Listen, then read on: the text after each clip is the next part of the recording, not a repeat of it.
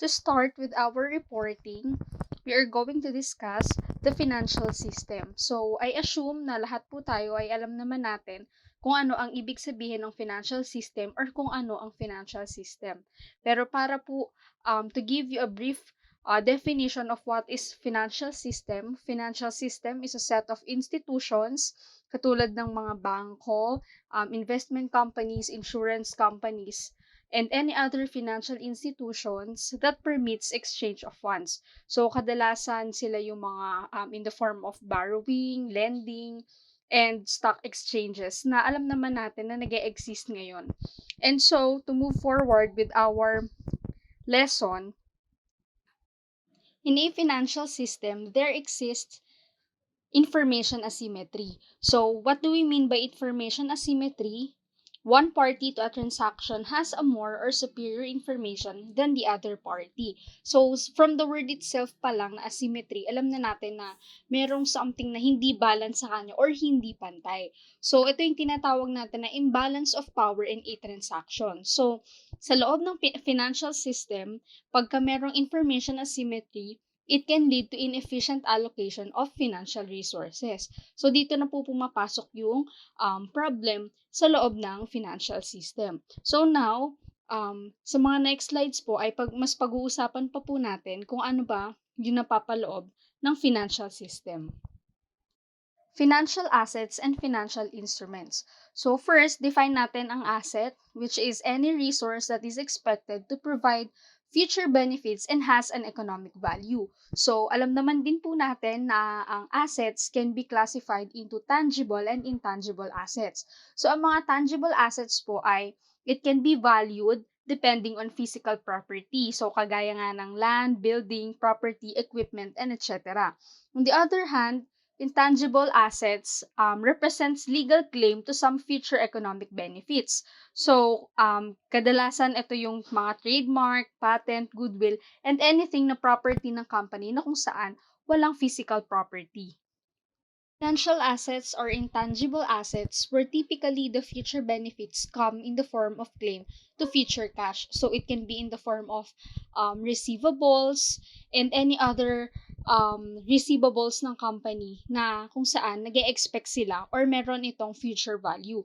So financial assets can also be referred to as financial instruments. So iisa lang po sila ng ibig sabihin. And also, for every financial instrument, there is a minimum of two parties, the issuer and the investor. So, sa next slide po ay mas i-elaborate natin ano ba si issuer and sino din ba si investor.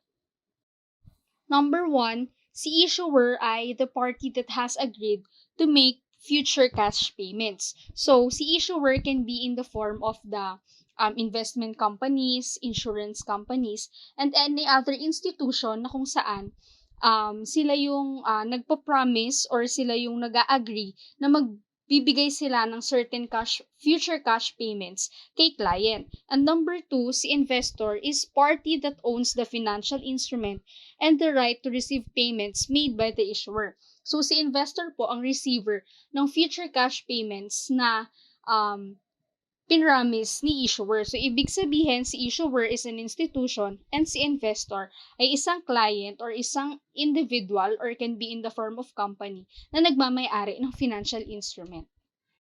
There are two principal economic functions of financial assets. Number one, they allow the transference of funds from those entities who have surplus to invest to those who need funds to invest in tangible assets. So, isa po sa pinakamadaling example dito ay yung mga bangko. Ang mga bangko po, meron yan silang mga regular mga clients and customers na nagde-deposit sa kanila ng pera. So, yung mga dinedeposit na pera sa kanila ng mga clients and customers nila, ang ginagawa po nila ay ginagamit nila ito para sa mga clients and customers naman din nila na gustong mag-loan. So, sa ganitong paraan, yung mga tao na kung saan hindi pa nila ganun kakailangan yung pera kaya nila dinedeposit ay naipapahiram or nalilend doon sa ibang mga tao na nangangailangan ng pera. And later on, kumikita yun kasi nagkakaroon ng interest.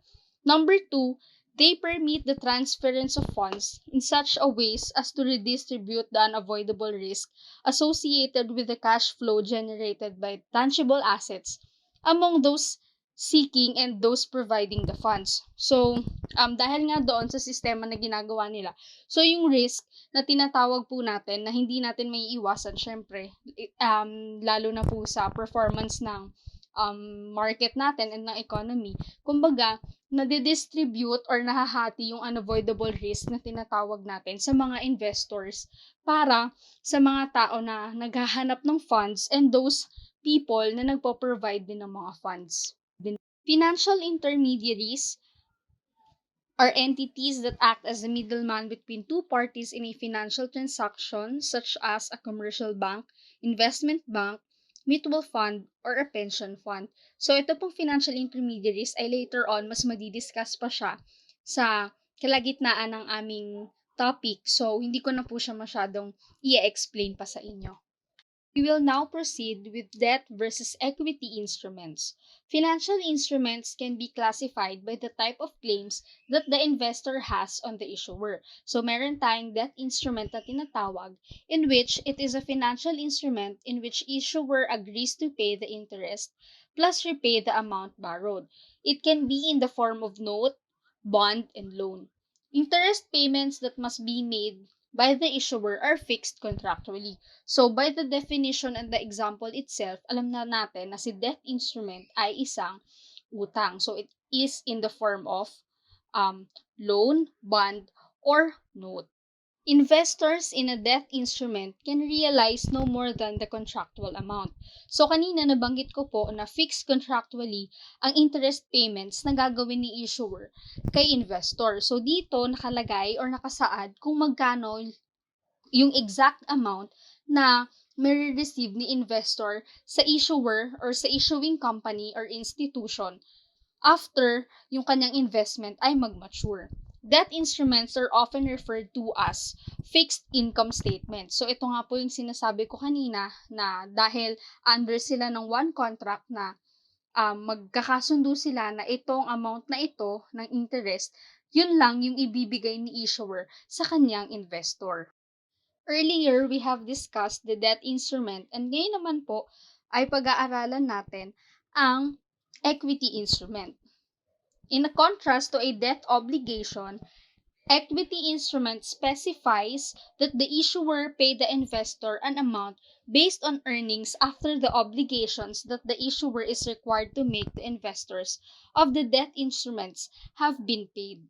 So, kanina, fixed yung income or yung payment na gagawin ni issuer kay investor. Pagdating po kay equity instrument ay kung ano yung kinita ng investment ni investor after bayaran or after magbayad ni issuer ng kanyang obligation kay debt instrument investor, tsaka lang makukuha ng mga equity instrument investor yung kanilang kita. So, common stock and partnership shares are example of equity instruments. So, kadalasan sila yung mga example na nakikita natin na kung saan na after na makapagbayad ng obligations ni issuer sa kanilang mga debt instrument investor, tsaka lang nila nakukuha ng mga investor ng equity instrument yung kanilang kinita.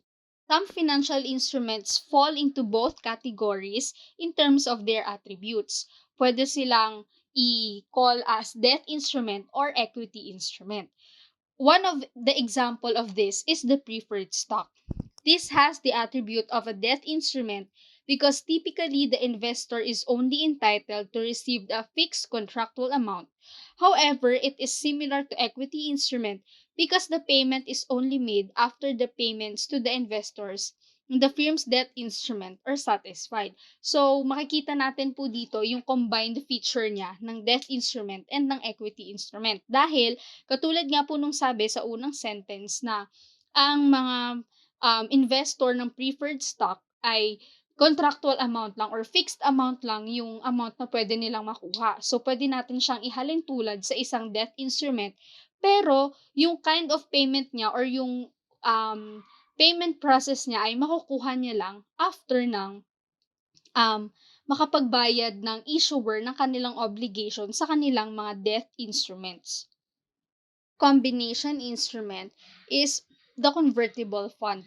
This allows the investor to convert debt into equity under certain circumstances. So, napakalinaw po ng explanation niya kung bakit tinawag siyang combination ng debt instrument and equity instrument. Dahil makikita natin na in some circumstances na inaalaw na ang debt instrument ay pwedeng i-convert ni investor to an equity instrument. And meron po tayong tinatawag na fixed income instruments in which these are the debt instruments and the preferred stocks. Kasi nabanggit ko nga po kanina and na-explain ko din na itong mga to ay fixed sila contractually yung amount na marireceive lang ni investor. Classification of debt and equity is important for two legal reasons. Number one, in case of a bankruptcy of the issuer, investors in debt instrument have a priority on the claim of the issuer's assets over equity investors. So ito yung isa sa pinaka-importanting reason kung bakit alam natin kung paano natin i-classify ang mga debt instrument investors and ang equity instrument investors. Dahil makikita natin sa explanation na kung saan kung dumating man yung time na mabankrupt si issuer, ay mas entitled ang mga investor sa debt instrument kesa sa mga equity instrument investors. Dahil katulad nga po kanina, sanabi ko na under sila ng isang contract, so malamang sa malamang sila ang unang ipaprioritize ng company. And number two, tax treatment of the payments by the issuer differs depending on the type of class. So, ang taxation ng debt instrument ay very different sa equity instrument. So, mas maganda and very important na may classify natin sila para ma-identify natin yung tax treatment na dapat na gawin sa kanila. Interest payments are tax deductible to the issuer while the distribution of earnings to equity investors or the dividends are not. So, dito na pumapasok yung tinatawag nating tax treatment in which ang interest payments are tax deductible sa issuer. Pero pagdating na ng distribution ng mga earnings na ng mga investors, hindi na siya tax deductible. So, ibig sabihin, meron na siyang certain tax rate na need bayaran bago ma-distribute yung mga earnings ng kanilang mga investor. Ngayon naman po, we are going to discuss financial markets. It is a market where financial instruments are exchanged, or the most common word na ginagamit para sa kanya ay dito nagtitrade ng mga stocks or ng mga bonds or even funds ang mga investors from one to another. So, financial markets provide the following three major economic functions, namely price discovery, liquidity, and reduced cost. Number one is price discovery. Interactions of buyers and sellers in a financial market determines the price of a traded asset. So, dito na po pumapasok yung tinatawag nating fair market value, in which one investor to another ay nag-agree po sila sa iisang presyo ng kanilang asset na ititrade para sa isang transaction. So, dito, the motivation for those who are seeking funds depends on the required return that investors demand.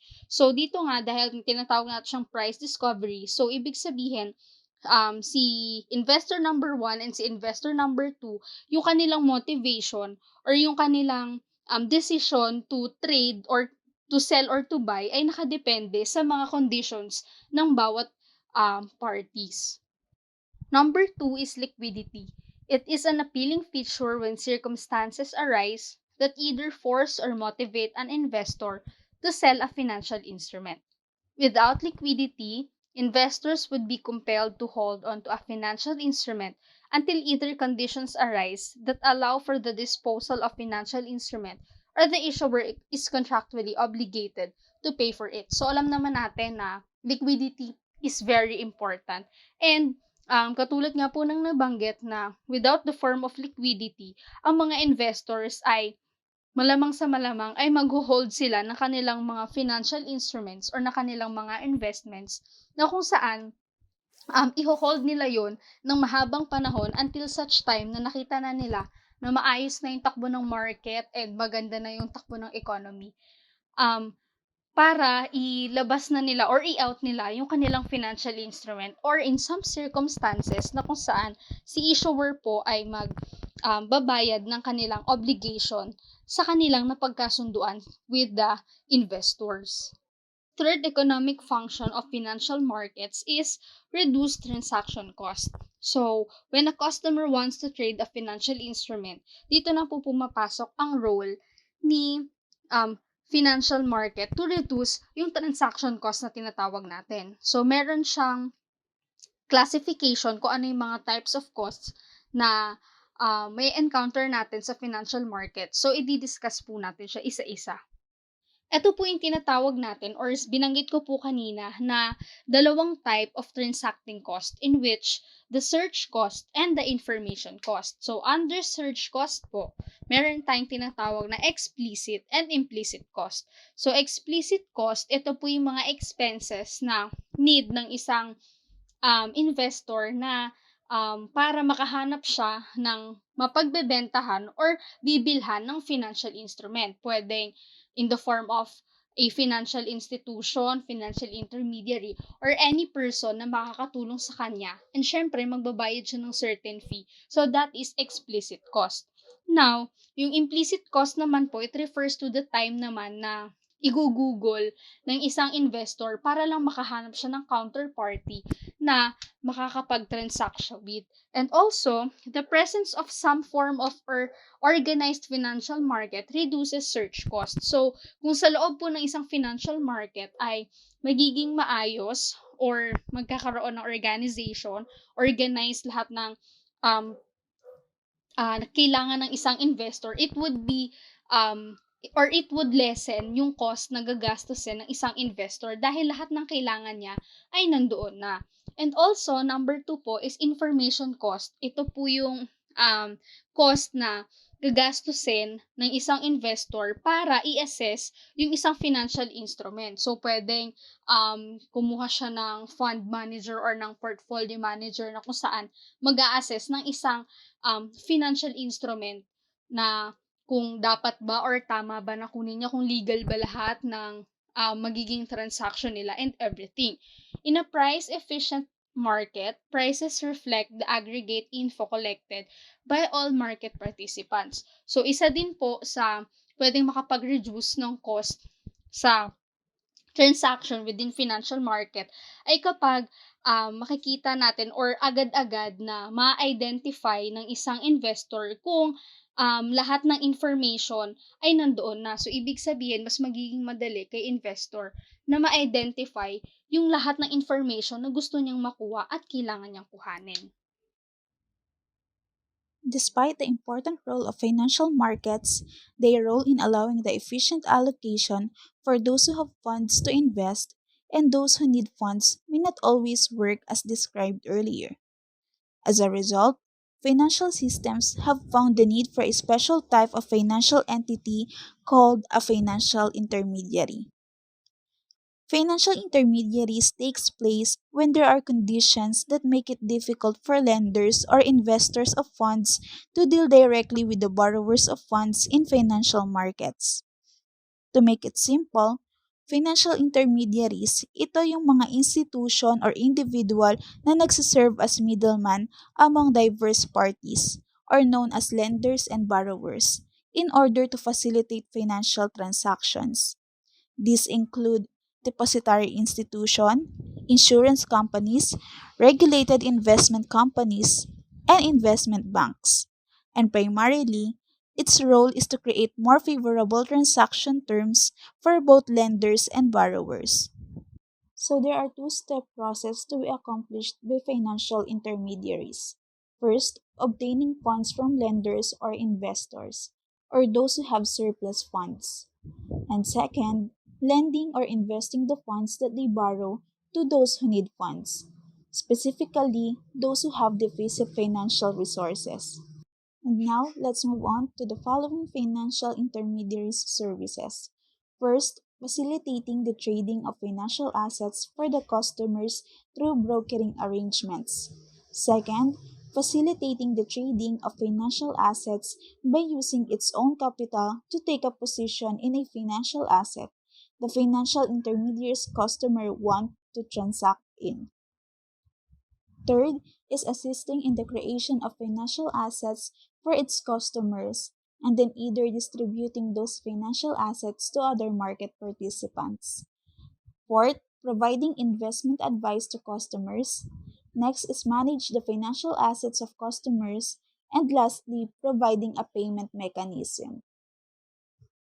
After natin malaman kung ano nga ba ang financial intermediaries at mga services na nire-render nila, now let's move to the three economic functions of financial intermediaries, which includes maturity intermediation, risk reduction via diversification, and cost reduction for contracting and information processing. So first is the maturity intermediation. It transforms a longer-term asset into a short-term one by giving the borrower a loan for the length of time sought and the depositor or lender a financial asset for the desired investment horizon. Based on the statement, makikita natin na ang maturity intermediation is vulnerable sa part ng banks because si banks ang nagbaborrow ng funds at short-term rate of interest. Pero nire-render nila yung funds as a loan for a long period. Makakabawi na lang sila sa mga malalaking interest na makakuha sa borrowers compare sa interest na mabibigay sa investors or depositors. The implications of maturity intermediation for financial systems are twofold. First, lenders or investors have more choices with respect to the maturity for the financial instruments in which they invest, and borrowers have more alternatives for the length of their debt obligations. Since si lender ang magpo-provide ng funds, tama lang na may options siya regarding sa maturity ng investments niya. Same goes to the borrowers. May choices din sila sa period ng obligations nila depending to their capacity to pay. While the second one, it requires long-term borrowers to pay a higher interest rate than on short-term borrowing because investors are reluctant to commit funds for a long period of time. And of course, it is just right na kapag mahaba yung duration ng payment, mataas or malaki din yung interest rate para fair support ni lender as well as ni financial intermediaries. And that's how the business goes. Okay, next economic function of financial intermediaries is itong risk reduction via diversification. So this economic function performed by financial intermediaries of transforming more risky assets into less risky ones is called diversification. So let's consider a mutual fund, no? Si mutual fund, inaccept niya yung mga funds from the investors, and in exchange, investors makaka-receive siya ng mga mutual fund shares. In turn, si mutual funds,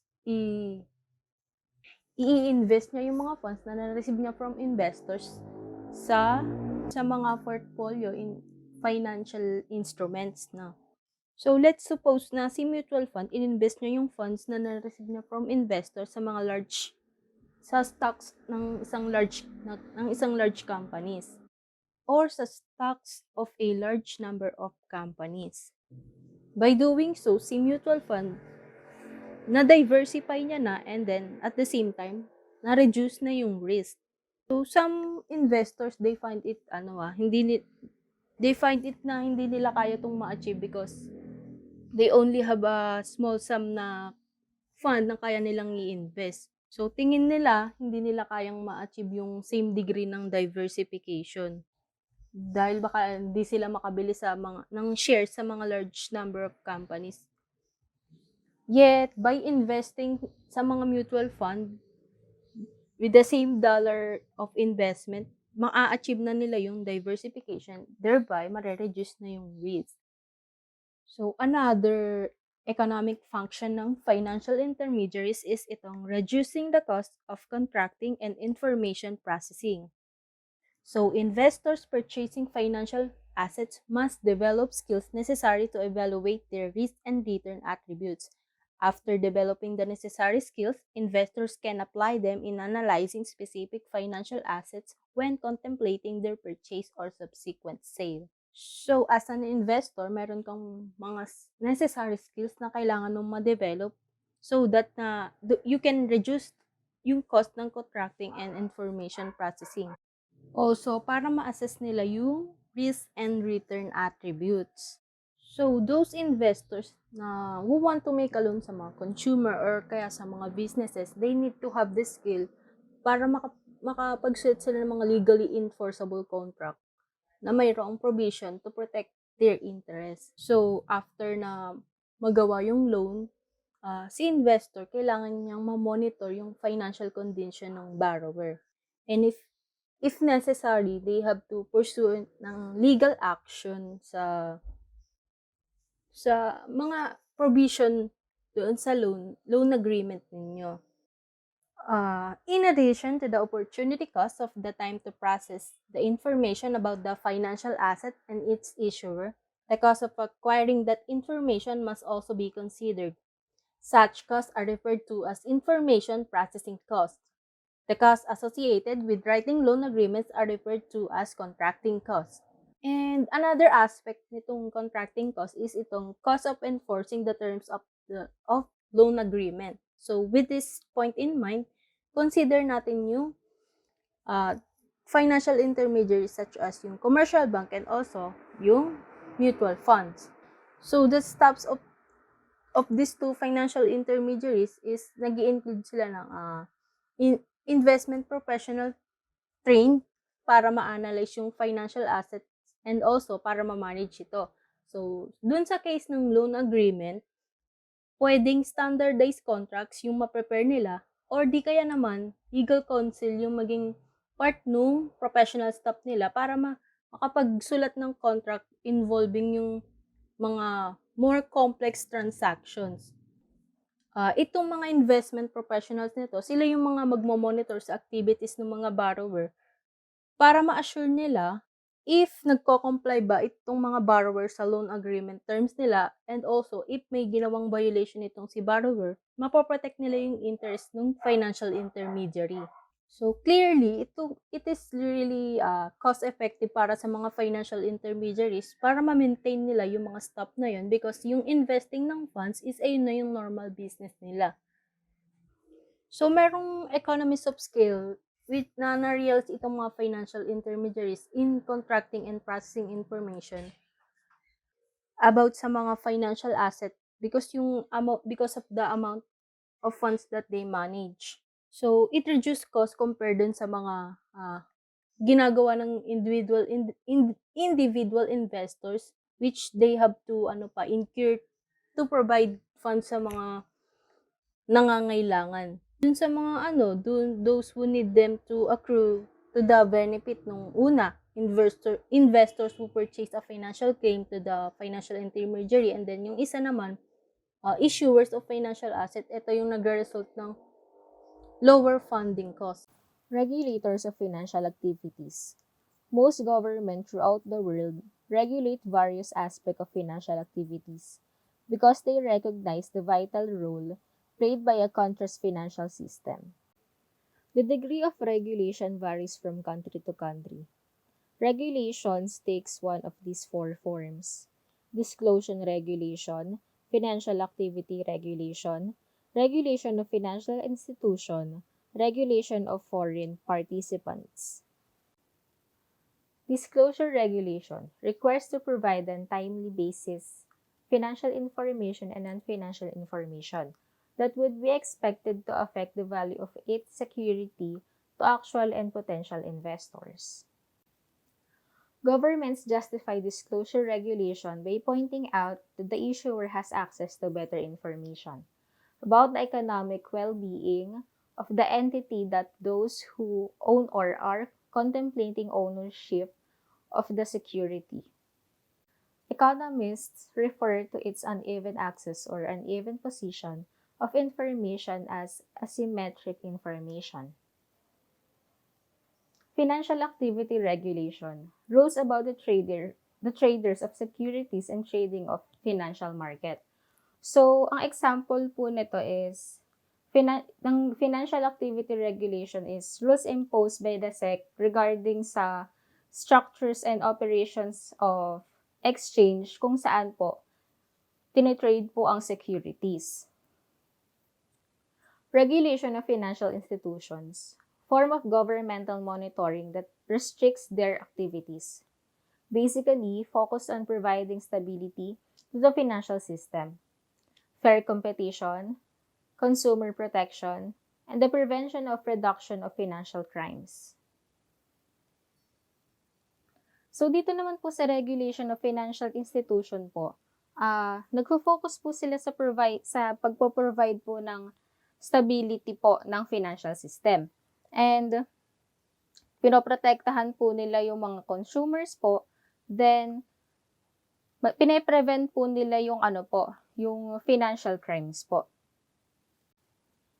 Government regulation of foreign participants involves the imposition of restriction on the roles that foreign firms can play in a country's internal market and the ownership or control of financial institutions. So, dito naman po is yung application po ng restriction ng rules na kailangan pong sundin ng mga foreign firms. Para po maka-enter po sila sa internal market and para po magkaroon din po sila ng control po sa financial institution. So, these are the federal regulation of securities market in the U.S. law. Securities Act of 1993 regulates new offerings of securities to the public. It requires the filing of registration statements, contains specific information about the issuing corporation, and prohibits fraudulent and deceptive practices related to securities offers. So, ito po, nagre-required sila ng accurate information para maiwasan po ang fraud. Securities and Exchange of 1934 established the Securities and Exchange Commission to enforce securities and regulations and extend regulation to the secondary market. So, in-establish po ang Securities and Exchange Commission para po ma-ensure ang great financial transparency and accuracy and para po maprotektahan po yung investors for fraud and manipulations. Investment Act of 1940 gives the SEC regulatory authority over publicly held companies that are in the business of investing and trading in securities. So, ito naman po, Investment Company Act of 1940 is nagre-regulate po sila ng organizations po ng company and activities na pinag-i-engagean po nila. At nagsaset din sila ng standard para sa investment po ng company industry. Investment Advisors Act of 1940 requires registration of investment advisors and regulates their activities. So, ito naman pong Investment Advisors Act of 1940 was created po para mag-monitor at ma-regulate yung activities of the investment advisor. Federal Securities Act of 1964 extends the regulatory authority of the SEC to include the over-the-counter securities markets. Securities Investors Protection Act of 1970 creates the Securities Investors Protection Corporation, which is charged with the liquidation of securities firms that are in the financial trouble and which ensures investors' account with brokerage firms. Insider Trading Sanction Act of 1984 provides the treble damage to be assessed against violators of securities laws. Insider Trading Securities Fraud Enforcement Act of 1988 provides preventative measures against insider trading and establishments, enforcement procedures and penalties for the violation of securities laws.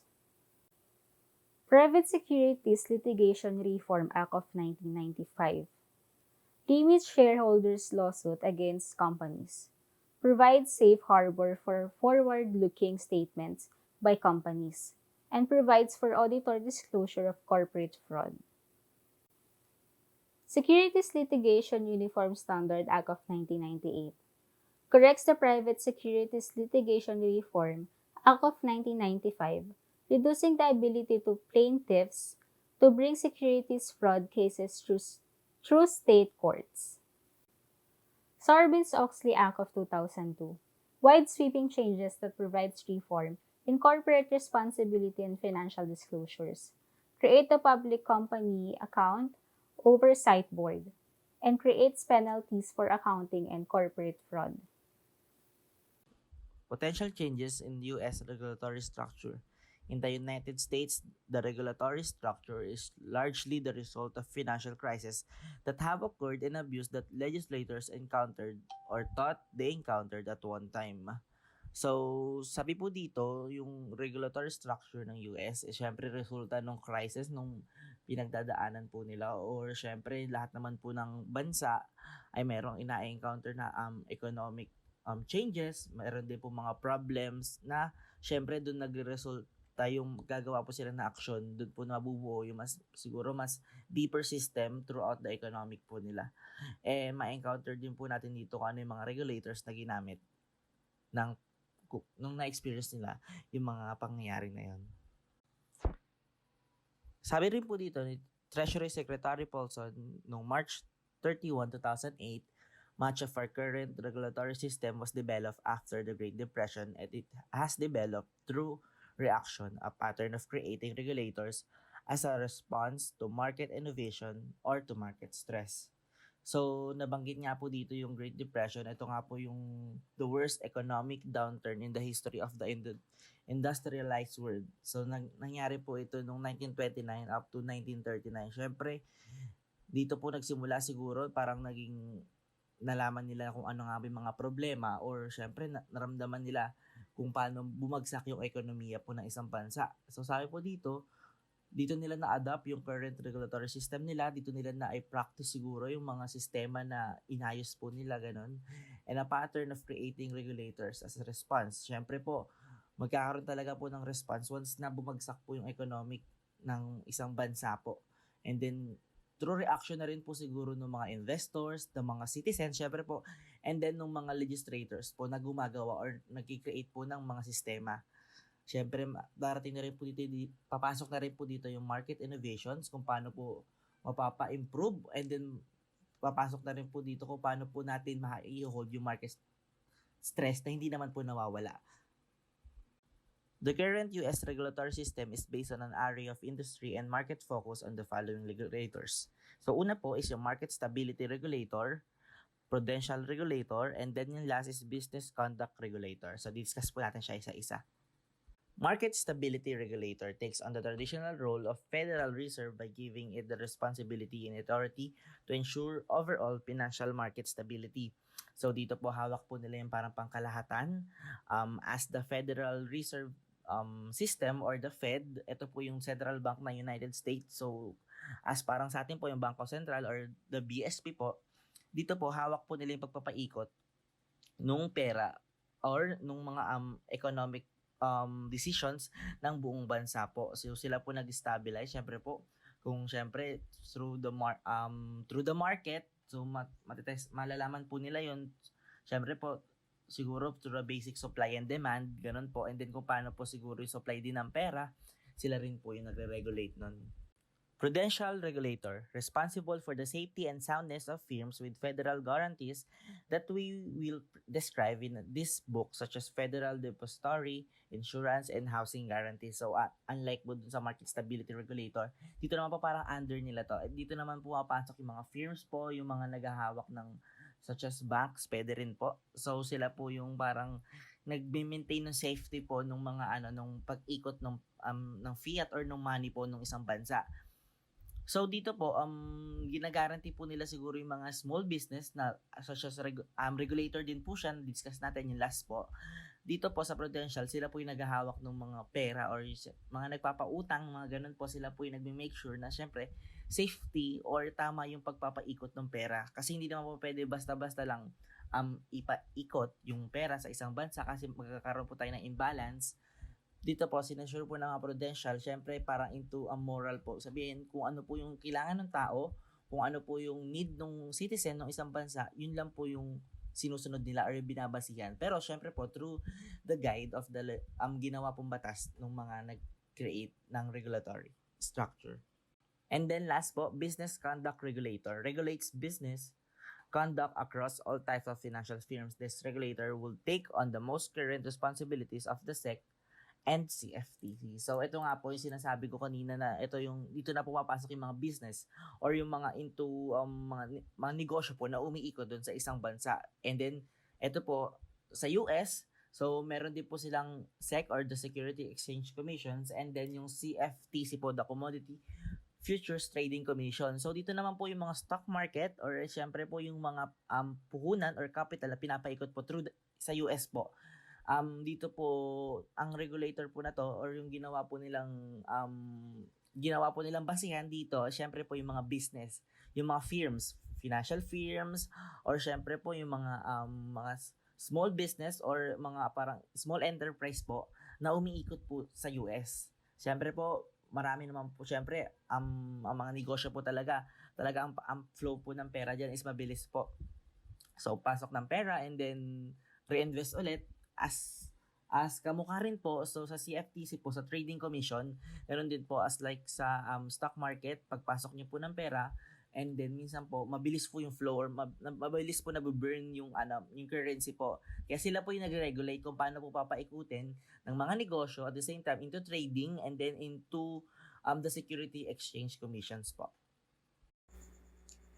So, hi everyone, this is Free and I will be discussing the classification of financial market.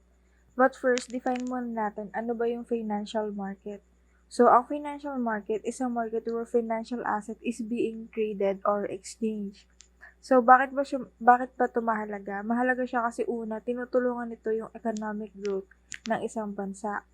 Second, tinutulungan niya yung mga tao na nagsisave ngayon ng pera para maging investor sila in the future.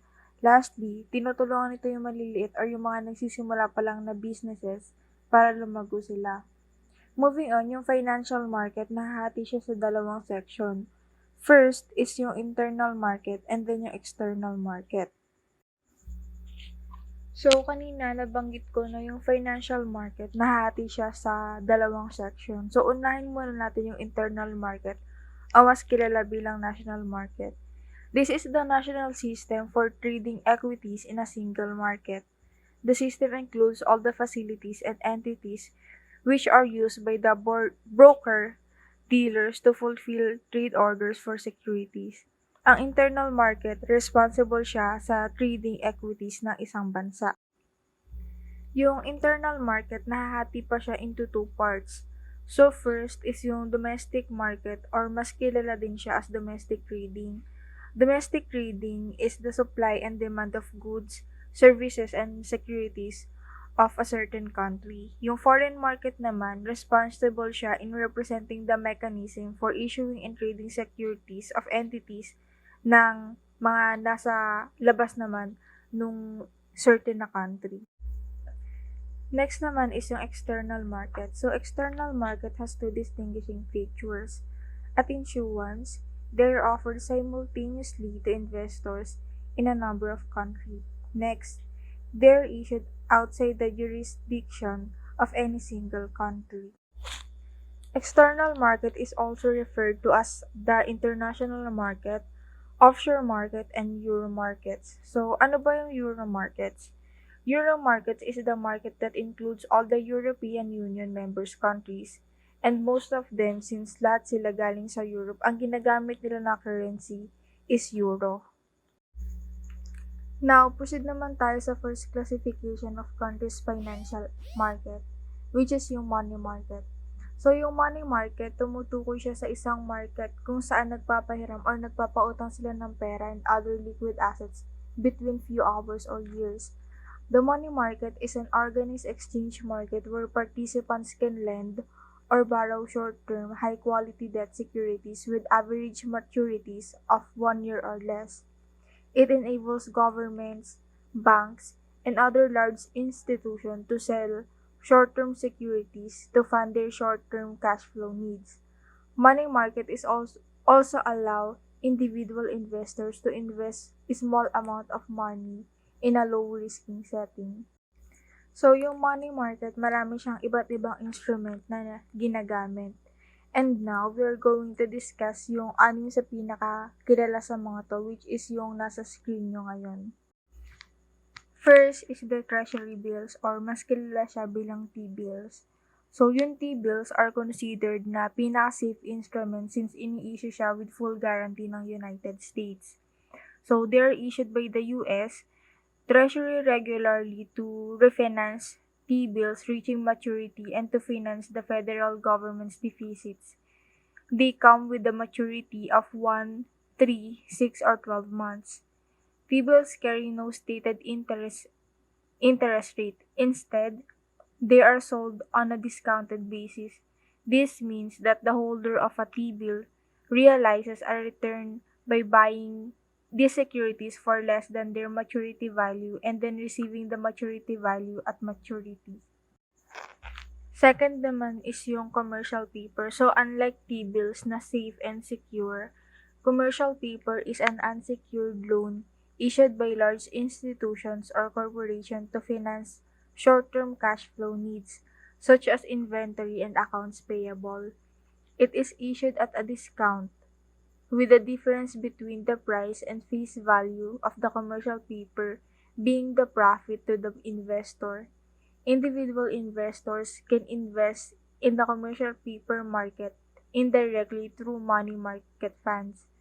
Commercial paper comes with a maturity date between 1 month and 9 months. Third naman is yung Certificate of Deposit or mas kilala siya as CD. So CD is issued directly by a commercial bank but it can be purchased through brokerage firms. It comes with a maturity date ranging from 3 months to 5 years and it can be issued in any denomination. Most CDs offer a fixed maturity date and interest rate, and they attract a penalty for withdrawing prior to the time of maturity, just like a bank's checking account. A certificate of deposit is insured by the Federal Deposit Institution Corporation or mas kilala as FDIC. So, under Certificate of Deposits, meron tayong tinatawag na negotiable certificate. So, this type of CDs issued by large commercial banks that can be bought and sold among investors. Negotiable CDs typically have original maturities between 1 month to 1 year and are sold in denomination of $100,000 or more. Negotiable CDs are sold to investors at their face value and carry a fixed interest rate. On the maturity date, the investors is repaid the principal plus interest. Next naman is yung euro-dollar. So, a euro-dollar CD is a negotiable CD for a US dollar deposit at a bank located outside the United States or inside the US international banking facilities. The interest rate on this type of CD is the London Interbank Offered Rate or the LIBOR, which is the rate at which major international banks are willing to offer term euro-dollar deposit to each other. So, punta naman tayo sa repurchase agreement. So, repurchase agreement is a common lending agreement. Is referred to as a repurchase agreement or repo because it specifies that the borrower sell the bonds to the lender in exchange for proceeds. So, next naman is specified future date. So, the borrower repurchases a bond from the lender at a specific price. The specified price, called the repurchase price, is higher than the price at which the bonds are sold because it embodies the interest cost that the lender is charging the borrower. A repurchase agreement is a short-term form of borrowing that involves selling a security with an agreement to repurchase it at a higher price at a later date. It is commonly used by dealers in government securities who sell treasury bills to a lender and agree to repurchase them at an agreed price at a later date. The Federal Reserve buys repurchase agreement as a way of regulating the money supply and bank reserves. The agreement's date of maturity ranges from overnight to 30 days or more. So, last naman sa mga instrument is yung bankers' acceptances. So, these are short-term loans usually to importers and exporters. made by banks to finance a specific transaction. An acceptance is created when a draft or a promise to pay is written by a bank's customers and tinanggap na ng bangko yung promise to pay na ginawa or sinulat ng customer. The bank's acceptance of the draft is a promise to pay the fees amount of the draft to whomever represents it for payment.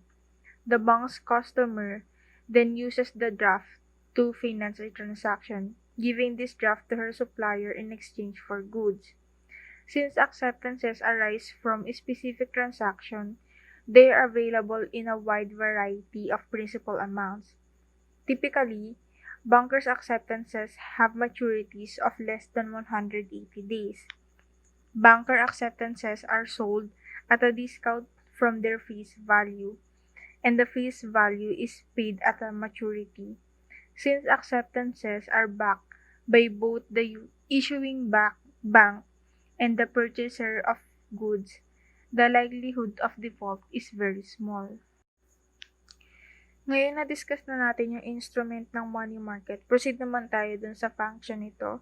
So first, ang function niya is to finance the industry by securing short-term loans to meet industry's working capital requirements through the system of commercial papers, finance bills, and others. Second is to finance trade, to invest profitability, to improve commercial banks' self-sufficiency, and to help the central bank. So even though that they are able to function and influence the banking system, without money market, their existence helps smooth the functioning and enhances the efficiency of central banks.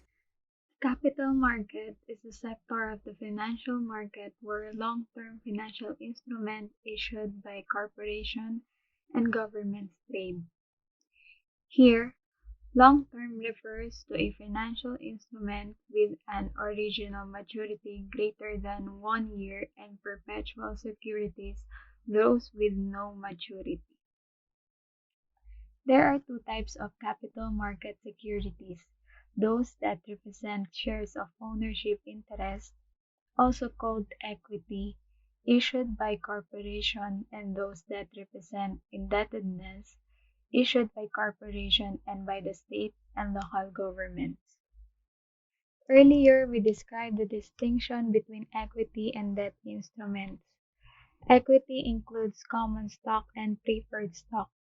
Because common stock represents ownership of the corporation, and because the corporation has a perpetual life, common stock is a perpetual security.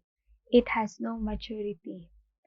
Preferred stock also represents ownership interest in a corporation and can either have a redemption date or be perpetual. A capital market debt obligation is a financial instrument whereby the borrower promises to repay the maturity value 1 year after issuance. This debt obligation can be broken into two categories: bank loans and debt securities. While at one time bank loans were not considered capital market instruments, in recent years a market for the buying and selling of this debt obligation has developed. One form of bank loan that is bought and sold in the market is a syndicated bank loan. This is a loan in which a group of banks provides funds to the borrower. The need for the group of banks arises because the amount sought by a borrower may be too large for any one bank to be exposed to the credit risk of that borrower. Debt securities include bonds, notes, medium-term notes, and asset-backed securities. The distinction between a bond and a note has to do with the number of years until the obligation matures when the security is originally issued. Historically, a note is a debt security with a maturity of issuance of 10 years or less. A bond is a debt security with a maturity greater than 10 years. The distinction between a note and a medium-term note has nothing to do with the maturity, but rather the way the security is issued. Derivative market refers to the financial market for financial instruments such as future contracts or options that are based on the values of their underlying assets. Financial markets are classified in terms of cash market and derivative markets. The cash market, also referred to as the spot market, is the market for the immediate purchase and sale of a financial instrument. In contrast, some financial instruments are contracts that specify that the contract holder has either the obligation or the choice to buy or sell another something at or by some future date. The something that is the subject of the contract is called the underlying. The underlying is a stock, a bond, a financial index, an interest rate, a currency, or a commodity. Because the price of such contracts derive their value from the value of the underlying, these contracts are called derivative instruments, and the market where they are traded is called the derivatives market. The primary role of derivative instrument is to provide transactionally efficient vehicle for protecting against various types of risk encountered by investors and issuers. In the absence of derivative instrument and the market in which they trade, the global financial system throughout the world would not be as efficient or integrated as they are today. Primary market. This is the market in which new issues are sold and new capital is raised. When a financial instrument is first issued, it is sold in the primary market. Dito sa primary market, bumibili or mas pinipili ng mga investors yung securities na hindi pa natitrade before and they are offering yung new securities. It is the market whose sales directly benefit the issuer of the financial instrument. Primary market is a part of a capital market that deals with the issuance and sale of equity-backed securities to investors directly by the issuer. Nagkakreate sila ng long-time instrument kung saan yung mga corporate entities ay nagre-raise ng funds from the capital market. Yung mga companies, government or public sectors, institutions, nakakapag-raise sila ng funds through bond issues, and yung mga corporates, they can raise capital naman through the sales of new stocks. Now, the primary market can be classified as the public market and the private placement market. Public market. The public market offering of new issues typically involves the use of an investment bank. Yung mga investment banks ang involved sa ganitong process, yung tinatawag na underwriting of securities. Isa pang method sa pag-offer ng issues sa public market is through an auction process. Bonds by certain entities such as municipal governments and some regulated entities are issues in this way. Next is the private placement market. There are different regulatory requirements for securities that are issued to the general investing public and those that are privately placed. Ang private placement or yung tinatawag na non-public offering ay funding ng securities binibenta through a private offering, usually to a small number of chosen investors. The two major securities law in the United States. Securities Act of 1933 and the Securities Exchange Act of 1934 require that unless otherwise exempted, all securities offered to the general public must be registered with the SEC. Isa sa mga exemptions na nauna sa 1933 Act is for transactions by an issuer not involving any public offering. Although yung 1933 Act ay walang binigay na specific guidelines para sa private offering or placement, yung mga rules and regulation na inadapt ng SEC na yung nag-set ng specific guidelines na dapat sundin para ma-qualify or na-exempt sa registration na kinakailangan.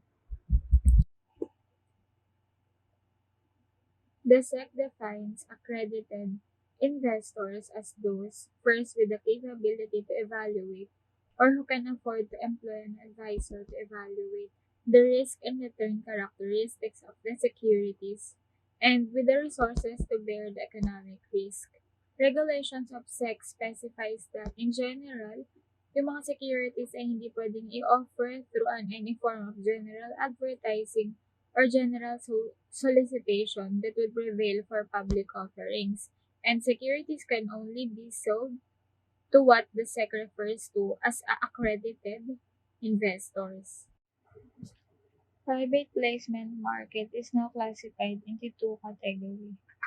Rule 144A offerings and non-Rule 144A, or commonly referred to as traditional private placements, which was approved by the SEC in 1990, eliminates the 2-year holding period under certain circumstances. Rule 144 most common exemptions that allow the resale of unregistered securities in the public stock market, which is the otherwise illegal in US. Nagbibigay siya ng specific conditions na dapat ma-meet ng shareholders para makabenta kahit na unregistered sila, or yung tinatawag na restricted or controlled securities sa public marketplace.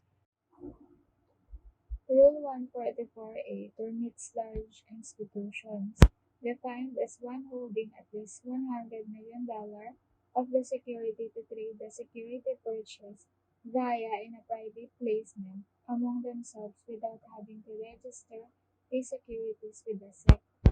Rule 144 applies if you are a non-affiliate shareholders na gusto magbenta ng isang restricted na security, or affiliate ka sa isang company na gustong magbenta ng securities publicly.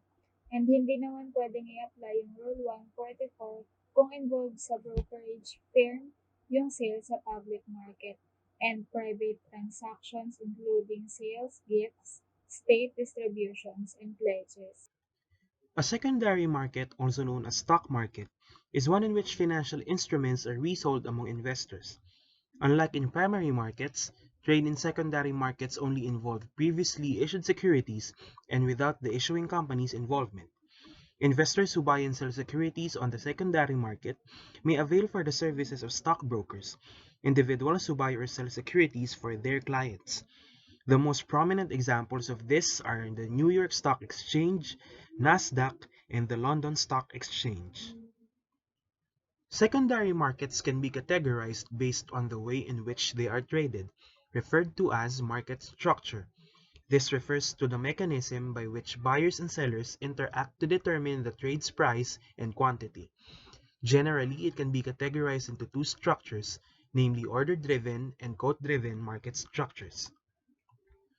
Also known as auction markets, order-driven market structure allows buyers and sellers to submit their bids to a centralized location where transactions are all executed.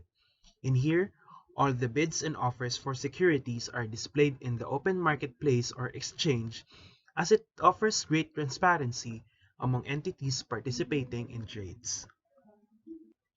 On the other hand, quote-driven market structures require the presence of intermediaries, like market makers or dealers, to quote the prices at which participants trade. Also known as price-driven market or dealer's market, it is more limited in scope, unlike the auction markets, and only displays the bid and asks offers for a security from designated market makers, dealers, or specialists. Nevertheless, it offers more liquidity and guarantee order fulfillment, as market makers are more required to meet their quotations. Though the standard only includes the two market structures, there exist markets that has the quality of both structures. These are known as hybrid market structures, where traders can use both automated trading systems and traditional floor brokers in order to execute transactions. Secondary markets are also classified in terms of organized exchanges and over-the-counter markets. Exchanges are central trading locations where financial instruments are traded. The financial instruments must be those that are listed by the organized exchange.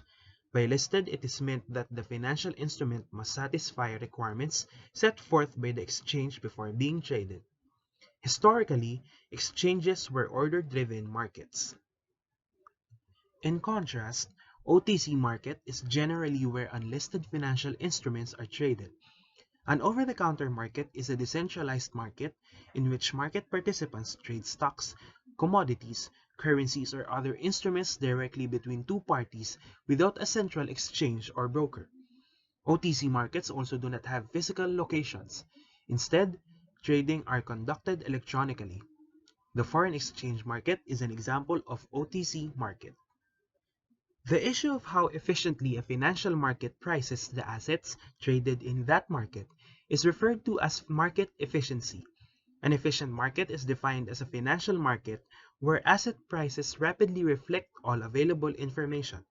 This means that all available information is already impounded in an asset's price, so investors should expect to earn a return necessary to compensate them for their opportunity cost, anticipated inflation, and risk. According to FAMA, there are three levels of market efficiency, which are weak form efficient, semi-strong form efficient, and strong form efficient. In the weak form of market efficiency, current asset prices reflect all past prices and price movements. It refers to a market where share prices fully and fairly reflect all past information. In such market, it is not possible to make abnormal gains by studying past share price movements. Abnormal gains or abnormal returns are excess compensations that an investor gain beyond the necessary to compensate them for the risk they took with the investment. In the semi-strong form of market efficiency, the current asset prices reflect all publicly available information. The implication of this is that if investors employ investment strategies based on the use of publicly available information, they cannot earn abnormal profits. This does not mean that price change instantaneously to reflect new information, but rather the information is impounded rapidly into asset prices. In strong form of market efficiency, asset prices reflect all public and private information.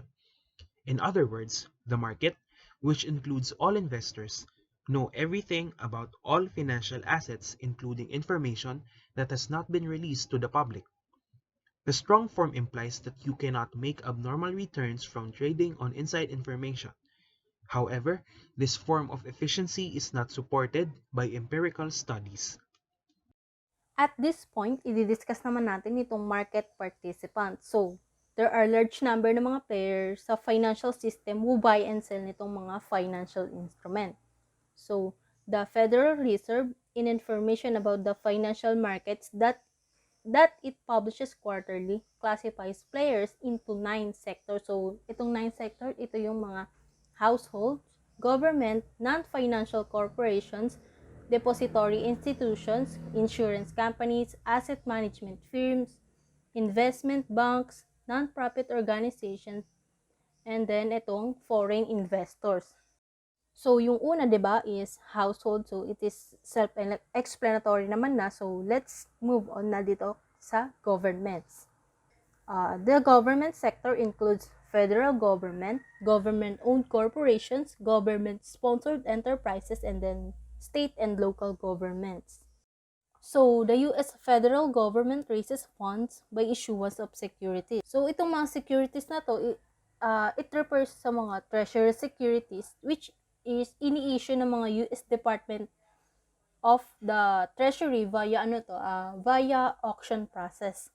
So, the federal government has chartered entities to provide funding for specific U.S. government projects. So, these entities are called government-owned corporations. So, government-owned corporations yung tawag doon. So, isa sa mga best example nito is yung Tennessee Valley Authority or itong TVA, which is in-establish ng Congress nila noong 1933 primarily to provide ng mga flood control, navigation, agricultural development, industrial development, mga ganun. And para ma-promote nila yung paggamit ng mga electric power sa Tennessee Valley region. So, another example ng government-owned corporation sa US is itong United States Postal Service and then yung National Railroad Passenger Corporations or mas kilala to bilang Amtrak.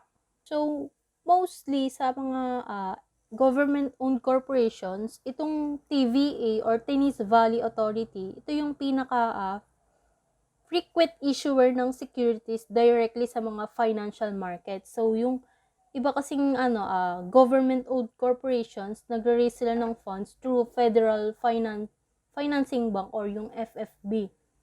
Itong FFB na to, it is authorized para mag-purchase and mag-sell ng mga obligations issued, mga sold or guaranteed by other federal agencies.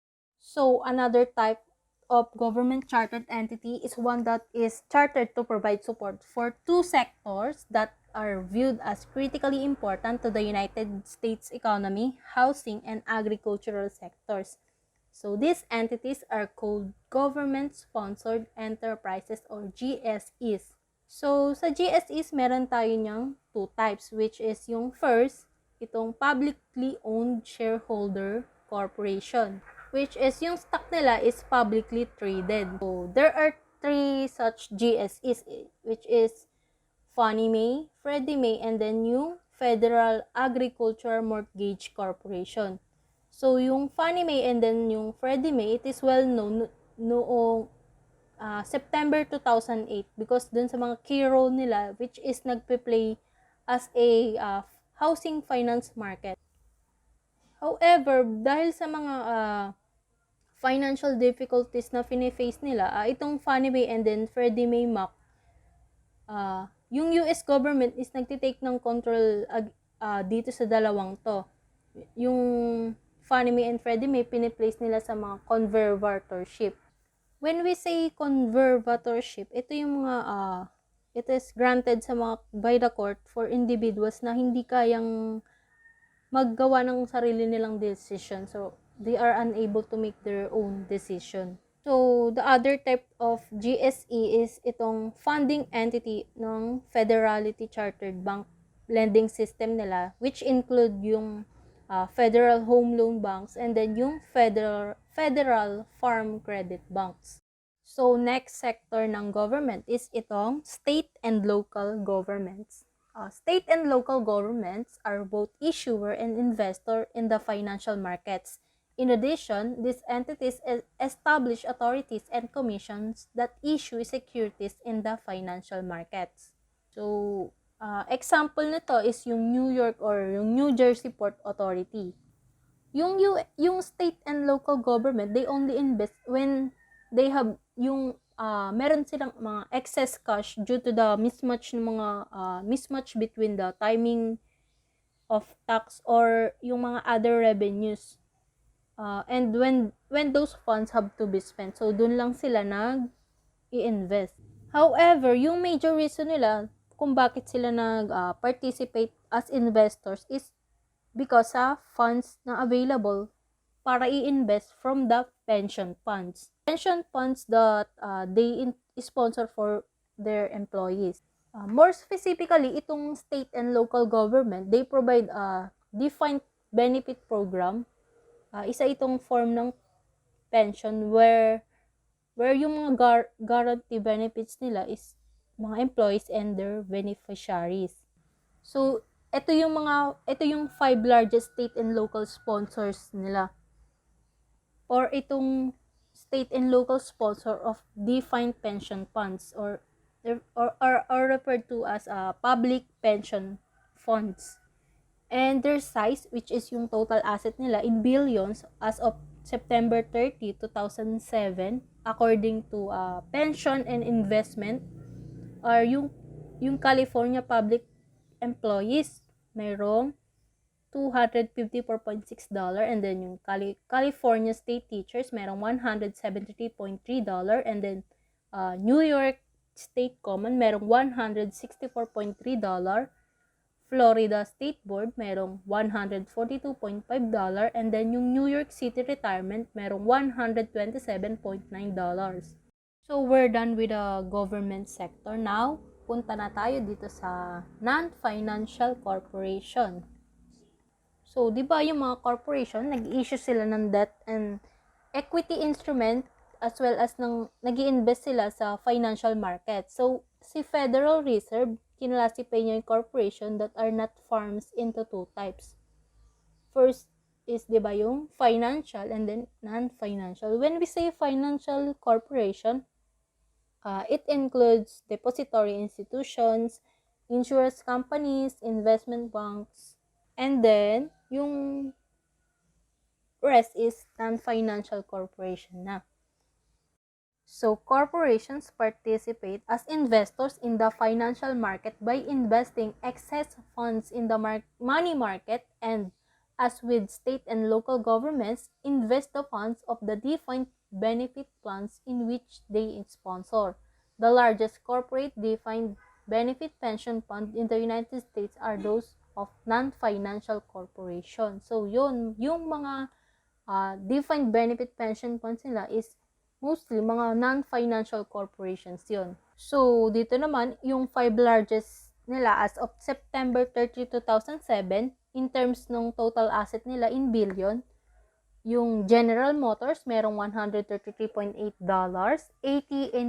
AT&T, mayroong $117.5, General Electric, merong $88.2, and then yung IBM, merong $87.8, and then last is yung Boeing, merong $81.1. So some non-financial corporations have subsidiaries that are involved in the same activities as financial corporations. So sometimes merong subsidiaries itong non-financial corporations which is do as same sa financial corporations.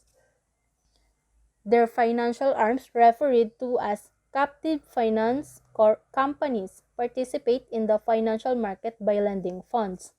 So, may example nito is yung Ford Motor Credit, which is subsidiary ng Ford Motor. Yung next example, General Electric Credit Corporation, which is subsidiary naman ng General Electric. So, ngayon, ang pag-uusapan naman natin is yung depository institution. So, depository institutions include commercial banks and thrifts. Thrifts include savings and loan associations, savings bank, and credit unions. As the name indicates, these entities accept deposits that represent their liabilities or debt of the deposit accepting institution, with the funds raised through deposit and non-deposit sources obtained by issuing debt obligations in the financial market. Depository institutions make loans to various entities such as business, consumers, state, and local government. So, commercial bank yung pinakamalaking type ng depository sa industry. And as of 2007, may 7,350 banks na nag-ooperate sa US. And 7% nito ay may total asset na $1 billion. And these banks hold more than 85% of total assets of commercial banks. So, yung naka-flash ngayon sa screen nyo, yan yung 5 pinakamalaking bank sa US as of 2005. And kasama sa mga pangalan nila, yung total assets nila. So, under depository institution, meron tayong tinatawag na bank services and nag-o-offer siya ng 3 service. So, first is yung individual banking. Second is yung institutional banking. And lastly is yung global banking.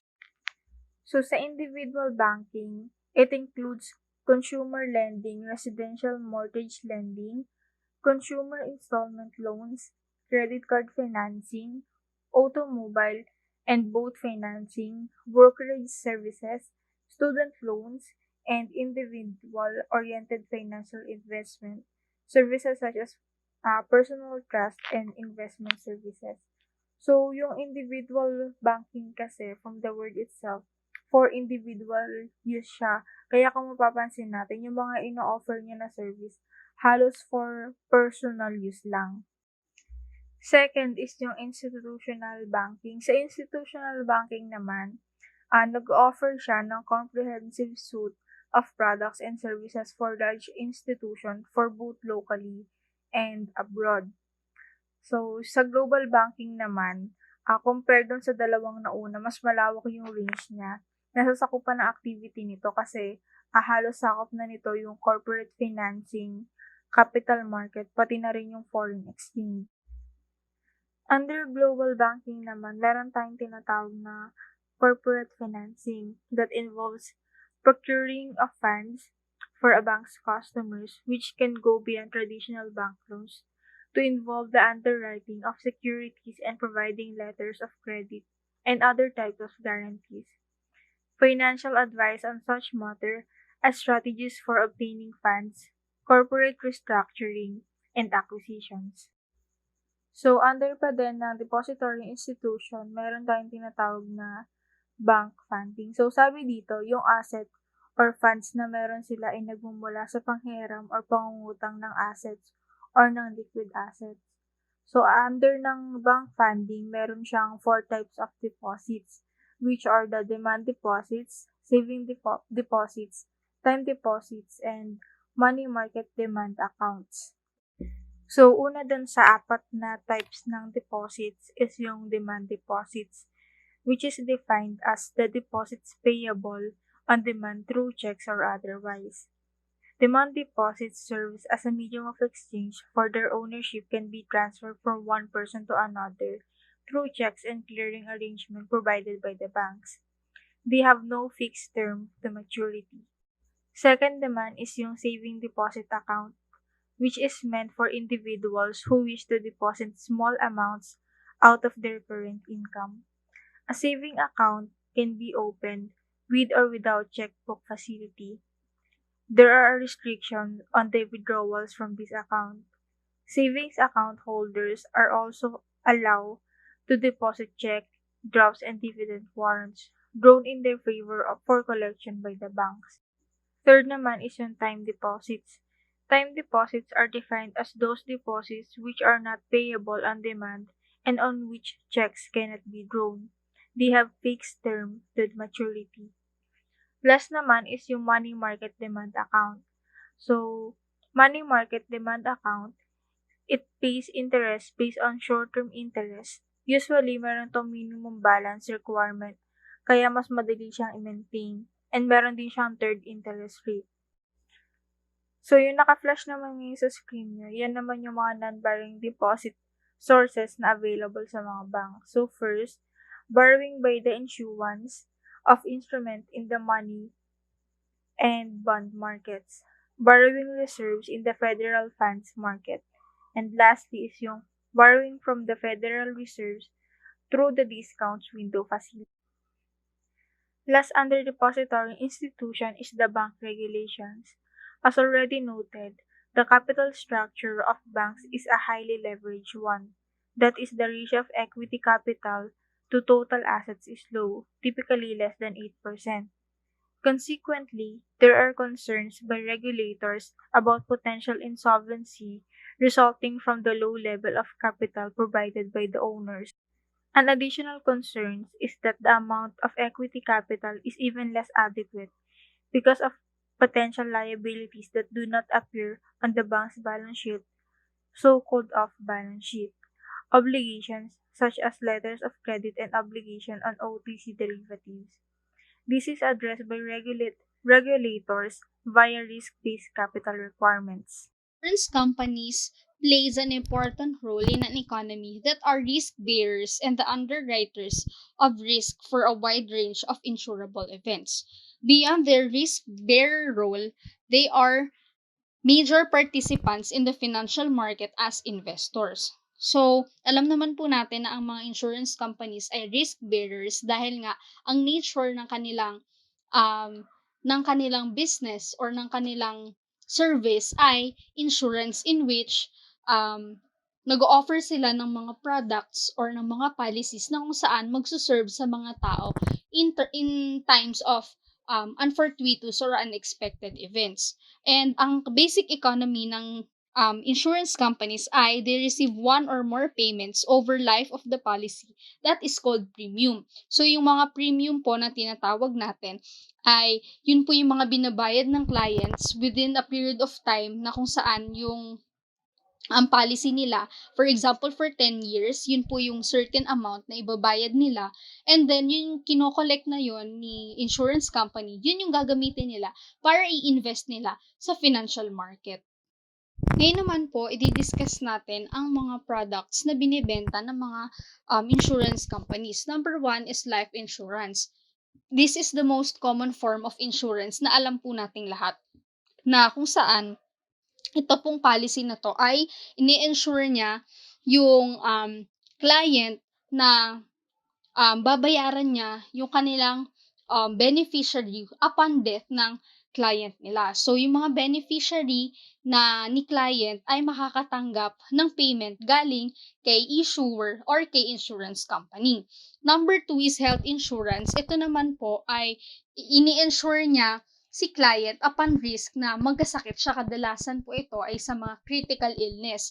So, instead na problemahin ni client yung pambayad niya, na malaki para sa kanyang sakit, ay si insurance company po ang magbabayad nun para sa kanya.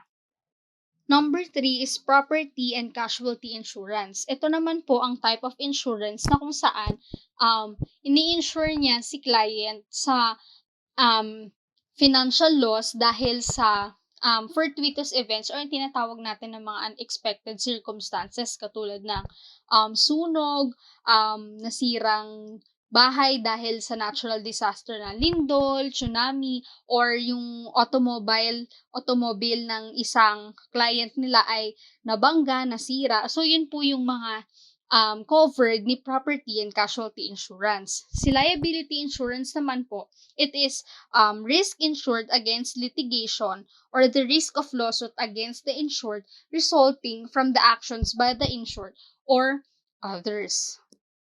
Number five is disability insurance. So, itong product naman po na ito ay ini-insure niya si client of um, inability na makapagtrabaho. So, alam naman natin na hindi tayo strong palagi and may mga unexpected circumstances in which we are unable to make an income for us. So, ito yung mga ini-insured or sakop ng product na ito na kapag ka ang isang employee ay hindi niya na kayang mag-provide ng income para sa kanyang sarili.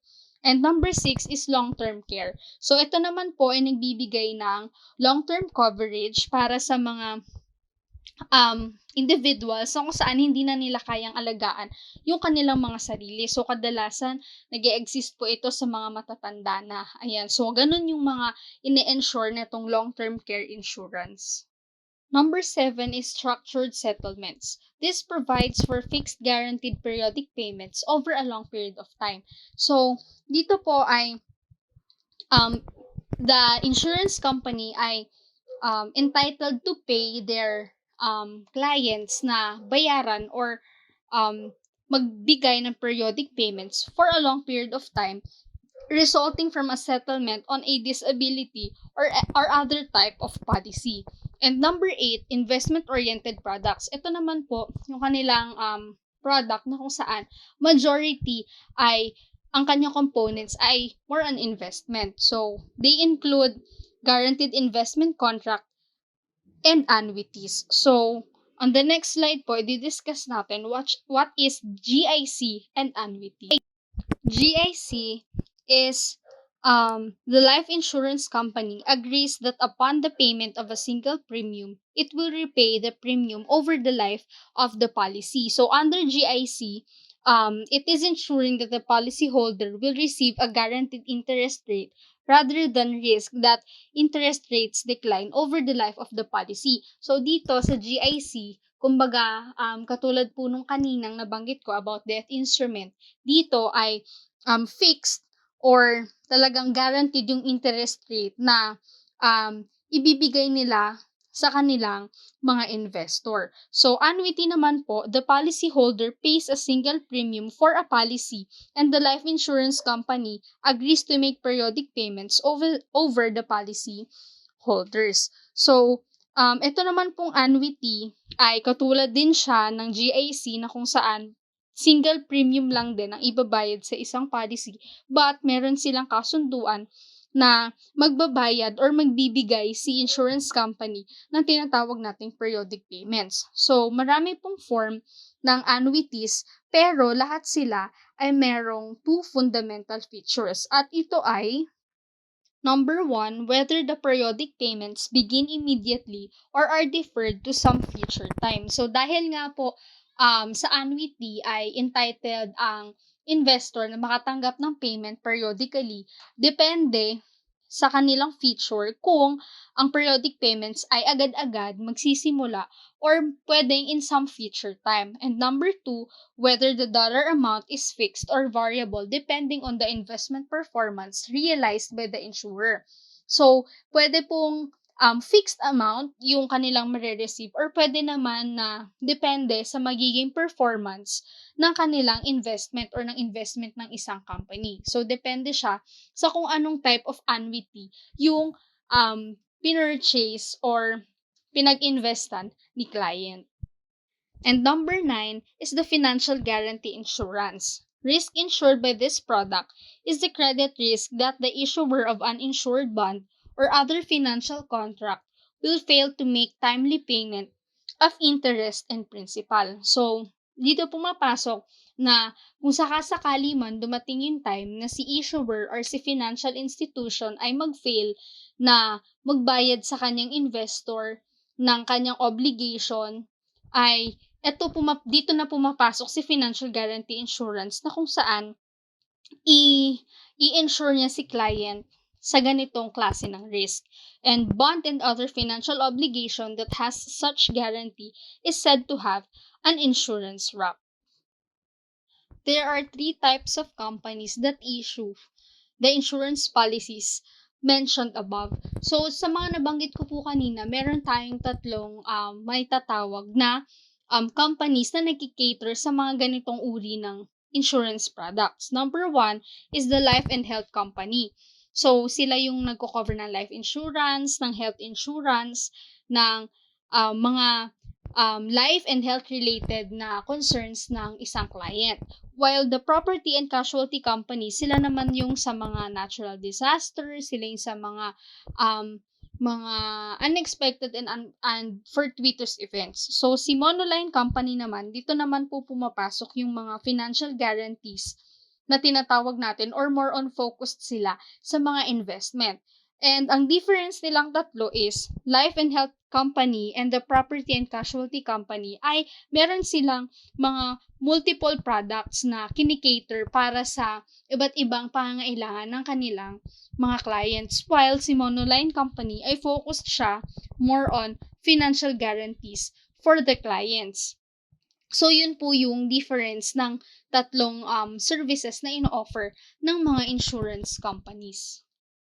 Asset management firms manage the funds of individuals, businesses, and state and local governments and are compensated for this service by fees that they charge. Some of it are subsidiaries of commercial banks, insurance companies, and investment banking firms. To simply put, sila yung nagmamanage ng funds galing sa individuals and companies. Sila din yung gumagawa ng well-timed investment decisions on behalf of their clients para mag-grow yung mga finances and portfolio nito. Also, yung mga pooled funds din na pwedeng gamitin bukod sa cash is property, shares, bonds, or other assets depending on the financial objectives ng clients. So there are different types of accounts of asset management firms. First is the regulated investment companies.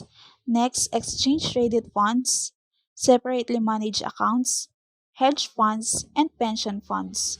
First, let's discuss about the regulated investment companies or RICS. It is a financial intermediaries that sell shares to the public and invest those proceeds in a diversified portfolio of securities.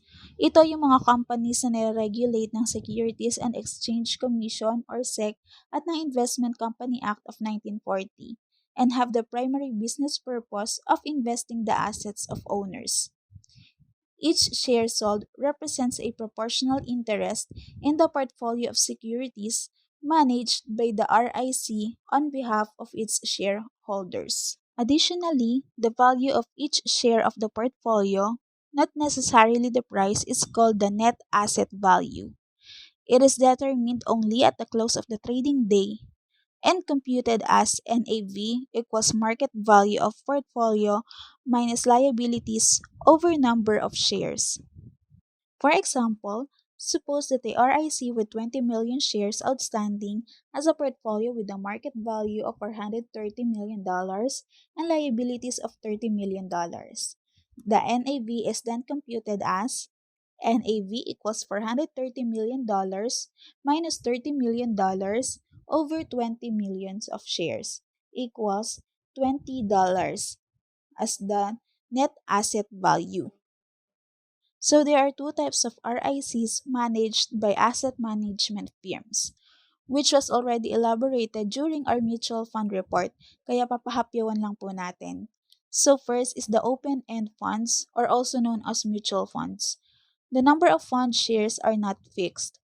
The total number of shares in the fund increases if more investments than withdrawals are made during the day, and vice versa. While on the closed-end funds, the number of fund shares is fixed at the number sold at the issuance. The price of the shares of a closed-end funds are determined by the supply and demand in the market in which these funds are traded.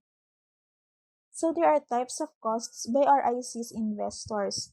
First is the shareholder fee, or usually called the sales charge, which is a one-time charge. Kumbaga, isang beses lang siyang babayaran ng investors, compare sa expense ratio na yearly binabayaran. Second is the expense ratio, an annual fund operating expense which covers the fund's expenses. This includes the management fee or investment advisory fee. The largest expense component of the expense ratio, which is annual fee paid to the asset management firm for its services. Next is the passive and active funds, which are also discussed before. So first is the passive funds or indexed funds are designed to replicate a certain market index in the case of common stock, while the active funds, the fund advisor attempts to outperform an index and other funds by actively trading the fund portfolio. And moving forward to the next type of asset management firm, the exchange traded funds or the ETF. It is an investment vehicle that is similar to mutual funds but traded like stocks on an exchange. Even though they are open-end funds, ETFs are in a sense similar to closed-end funds, which have small premiums or discounts from their NAV. To simplify, ETF is a basket of securities na nagtitrade on an exchange, katulad din sa trading ng stocks. Pero unlike sa mutual fund na once a day lang ang trading after mag-close ng market, ETF share ay prone sa price fluctuations dahil nagpa-fluctuate siya all day depending sa buy and sell rate nito. But looking to its positive views, these are the advantages of the exchange traded funds or the EFTS. Number 1, being to transact at current prices throughout the day. 2, flexibility to place orders and stop orders. 3, orders to short, sell, and buy on margin. And last, invest in a new and broad range of asset classes. Hedge funds engage in a variety of investment activities. They cater to sophisticated investors and are not subject to the regulations that apply to mutual funds geared towards the general public. Fund managers are compensated on the basis of performance rather than a fixed percentage of assets. Performance funds would be a more accurate description, according to George Soros, the chairman of Soros Fund Management. The term hedge fund was first used by Fortune in 1966 to describe the private investment fund of Alfred Winslow Jones. The term hedge fund is commonly used to describe a variety of different types of investment vehicles that share some common characteristics. Although it is not statutorily defined, the term encompasses any pooled investment vehicle that is privately organized, administered by professional money managers, and not widely available to the public. The following definition of hedge fund offered by the United Kingdom's Financial Services Authority, the regulatory body of all providers of financial services in that country. The term can also be defined by considering the characteristic most commonly associated with hedge funds. Usually, hedge funds are organized as private investments, partnership, or offshore investment corporations. Use a wide variety of trading strategies involving position taking in a range of markets. Employ an assortment of trading techniques and instruments, often including short selling, derivatives, and leverage. Pay performance fees to their managers. Have an investor base comprising wealthy individuals and institutions, and a relatively high minimum investment limit, set as 100,000 or higher for most funds. First and foremost, the word hedge in hedge fund is misleading because it is not a characteristic of hedge funds today. Second, hedge funds use a wide range of trading strategies and techniques in an attempt to not just generate abnormal returns, but rather attempt to generate stellar returns regardless of how the market moves. The strategies used by a hedge fund can include one or more of the following: leverage, which is the use of borrowed funds; short selling, which is the sale of financial instrument not owned in anticipation of a decline in that financial instrument's price; derivatives, to create leverage and control risk; simultaneous buying and selling of related financial instruments to realize a profit from the temporary misalignment of their prices. Instead of investing directly in stock or bonds, or by means of alternatives such as mutual funds, ETFs, or hedge funds, asset management firms offers individual and institutional investors the opportunity to invest in a separately managed account, also called an individually managed account. In such account, the investments selected by the asset manager are customized to the objective of the investors. Although separately managed accounts offer the customer of an asset management or investment vehicle that overcomes all the limitation of RICs, they are more expensive than RICs in terms of the fees charged. Pension plan fund is established for the eventual payment of retirement benefits. It is also known as retirement funds, is a kind of saving scheme where you, as an employee, invest a small portion of your income salary into a designated savings plan.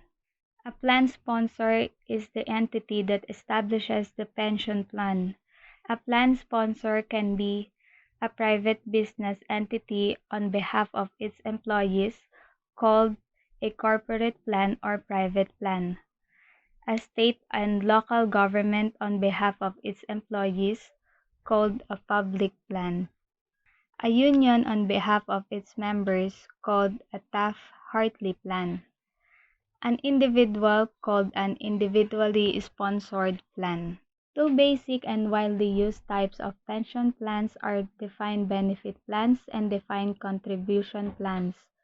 In a defined benefit plan, the plan sponsor agrees to make specified payments to qualifying employees beginning at retirement, and some payments to beneficiary in case of death before retirement. Effectively, the DB plan pension obligation are a debt obligation of the plan sponsor, and consequently, the plan sponsor assumes the risk of having insufficient funds in the plan to satisfy the regular contractual payments that must be made to currently retired employees as well as those who will retire in the future. In a defined contribution plan, the plan sponsor is responsible only for making specified contribution into the plan on behalf of qualifying participants, with the amount that it must contribute often being either a percentage of the employee's salary or a percentage of the employer's profits. The plan sponsor does not guarantee any specific amount at retirement. The amount that the employees receive at the retirement is not guaranteed, but instead depends on the growth before performance of the plan assets. The plan sponsor does not offer the plan participants various options as to the investment vehicles in which they may invest.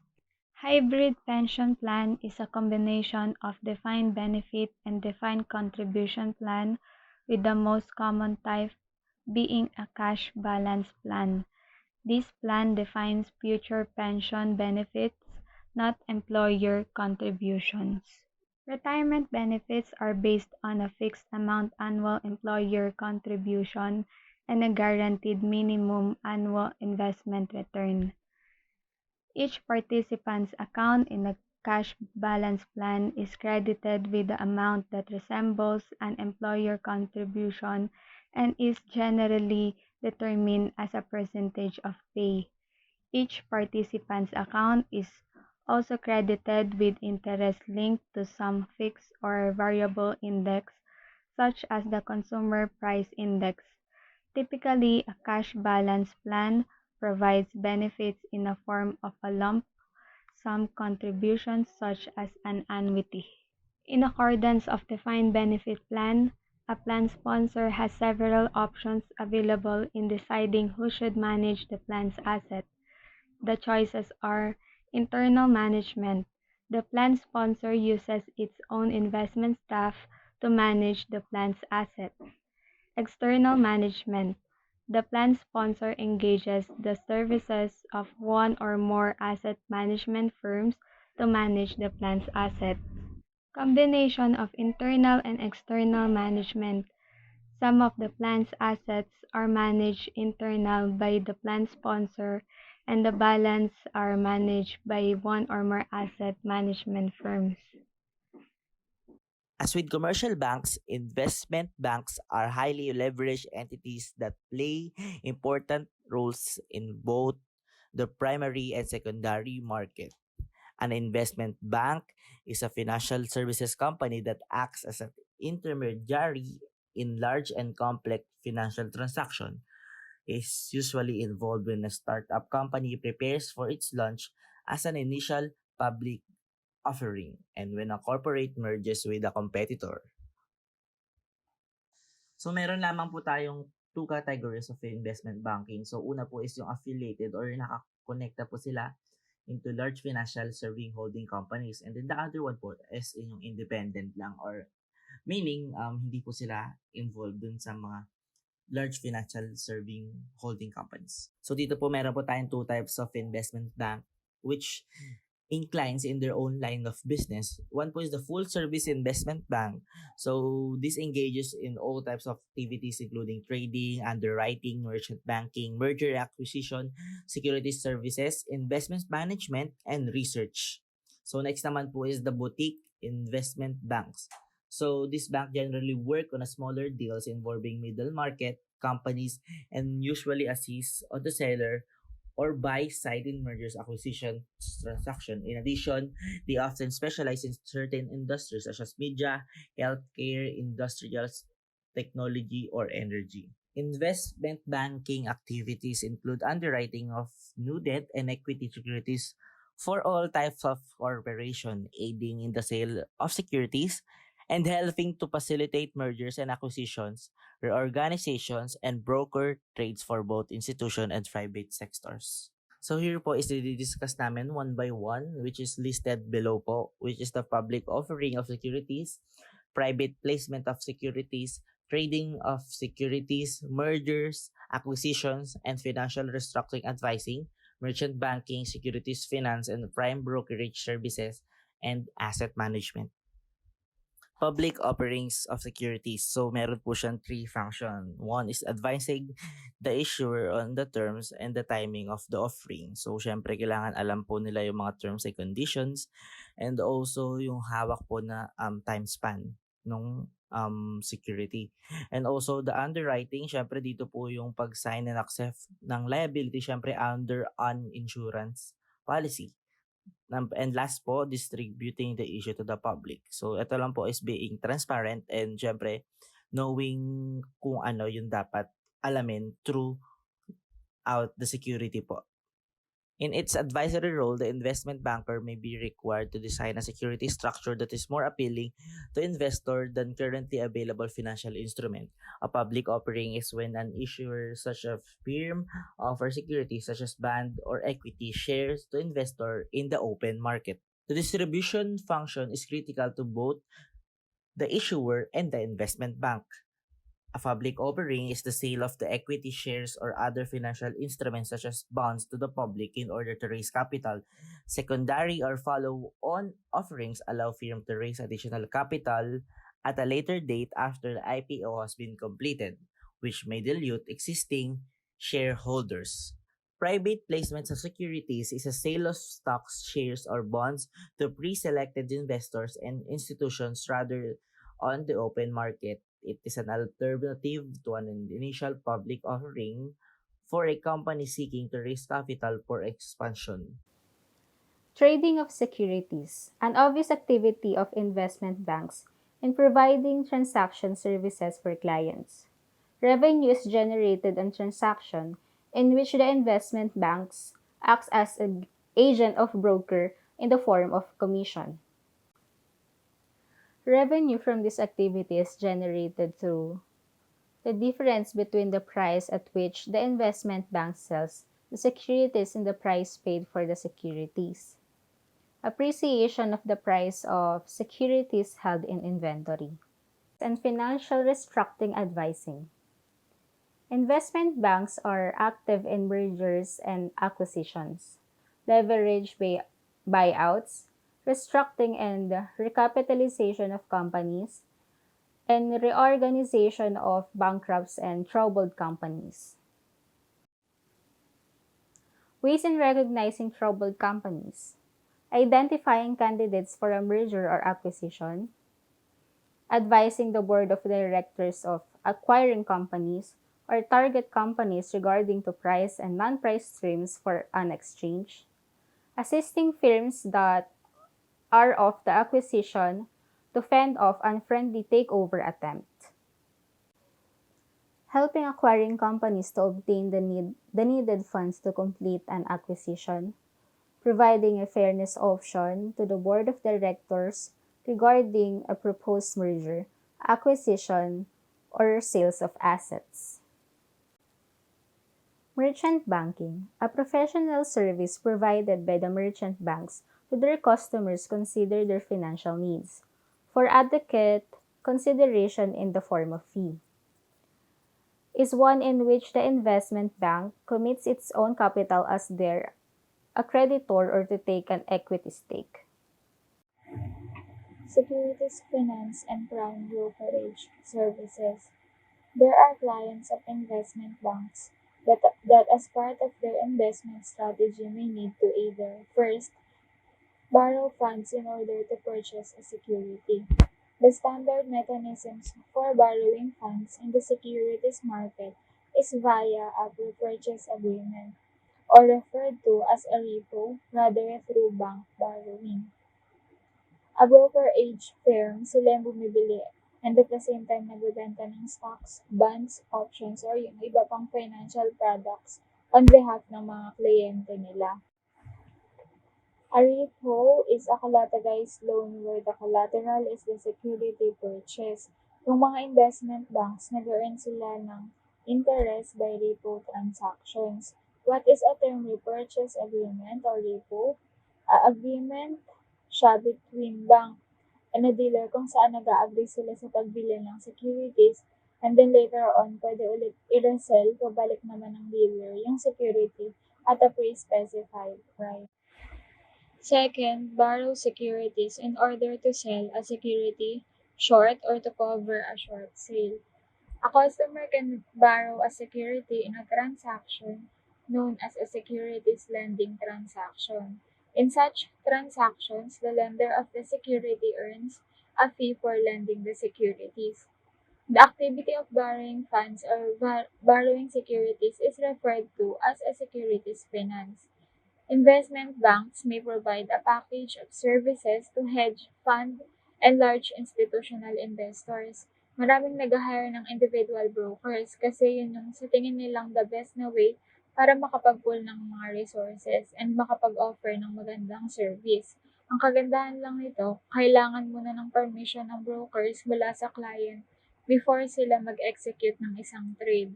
Online brokers let their clients make their own decisions and initiate their own trades. May mga legal standard ang mga companies para ma-manage nila yung fund ng tama.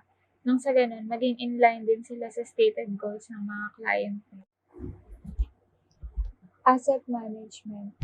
An investment bank may have one or more subsidiaries that manage assets for clients such as insurance companies, endowments, foundations, corporate and public pension funds, and high net worth individuals.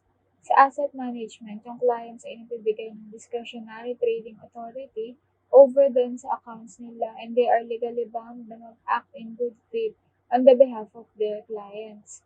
Asset management generates fee income based on a percentage of the assets under management. Asset management firms cater to the wealthy. Usually, nagbibigay sila ng higher minimum investment threshold kaysa sa mga ginagawa ng brokerage, and nagcha-charge sila ng fees instead na commissions. Nonprofit organizations include foundations and endowments. These organizations are not motivated by profit or any monetary gain. Instead, their primary objective is to financially support and actively engage in services that benefit specific public or private interests, such as humanitarian aid, education, arts, religion, and so on. The income realized by these entities from their investment portfolio is used for the operation of the foundation. The wealthiest foundation in the world as of 2019 is the Bill and Melinda Gates Foundation with $46.9 billion in assets. Locally, the largest is the SM Foundation with 195 million pesos of assets as of 2016. The sector referred to as foreign investors include individuals, non-financial business and financial entities that are not domiciled in the country it operates in. Foreign investments is largely seen as a catalyst for economic growth in the future. It can be made by individuals, but are most often endeavors pursued by companies and corporations with substantial assets looking to expand their reach and operations. A foreign central bank is a monetary authority of the foreign country. There are two reasons why a foreign central bank participates in the US financial market. The first reason is to stabilize their currency relative to the US dollar. The second reason is to purchase a financial instrument with excess funds because it is perceived to be an attractive investment vehicle. A supranational institution is an international entity that is created by two or more central governments through international treaties. It is a multinational union or association in which member countries cede authority and sovereignty on at least some internal matters to the group, whose decisions are binding on its members.